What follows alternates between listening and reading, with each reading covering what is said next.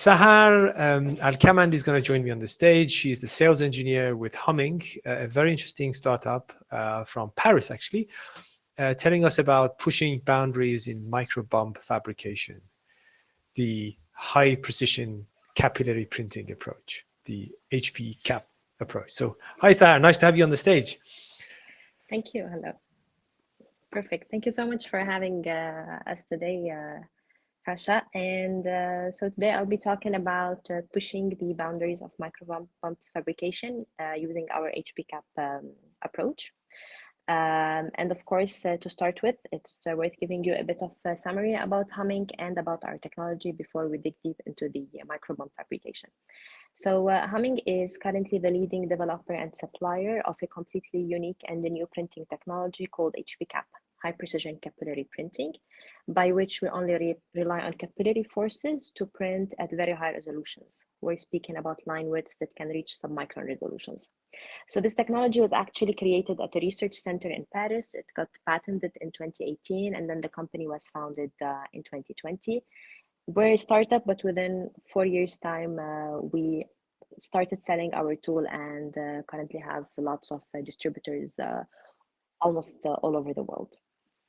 So to give you a better idea about why does HPCaP exist and why did we choose submicron resolutions to reach? Basically because it's a need not only in the future, it's a need currently today, because everything is becoming smaller. Everything, lots of emerging technologies are happening. We all want to increase the performance of our devices and to live in a sustainable world by which we fabricate devices without wasting lots of material, for example. And that's why submicron printing is important, and printing technology like HPCaP have to be present today. How does HPCaP work? Basically, HPCaP, as I mentioned previously, only relies on capillary forces to print. And the technology is actually inspired from atomic force microscopy, by means that we rely on resonance frequency and the change of this resonance frequency to print. And we always take feedback from the substrate. So the way it works is that our nozzle, or our printing pen that we call the pipette, is normally a very small capillary made up of glass that we attach to a big resonator, a macro resonator, that oscillates at a frequency of around 1.5 kilohertz. And so for us to print, we simply have to approach this pipette onto our substrate.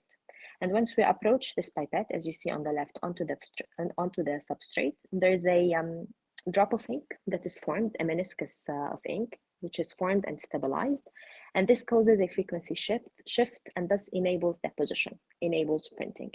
So that's how we print. It's very similar to a fountain pen. If you approach your fountain pen onto your paper, you move your hand, you start writing. Similarly for us, if you approach your pipette onto your substrate, you have this meniscus, you move your substrate and you start printing. I highly encourage you to watch this video that we have on YouTube, which better explains the technology in details. So this is the very small conventional AFM cantilever. What we have is a bigger macro resonator, a centimetric tuning fork. So we're talking about a length of 10 centimeters, which oscillates, as you can see in the following GIF. To compare our technology to others, to give you a better idea about how it works. So of course, printing technologies such as extrusion apply pressure in order to print, as you can see in this schematic diagram.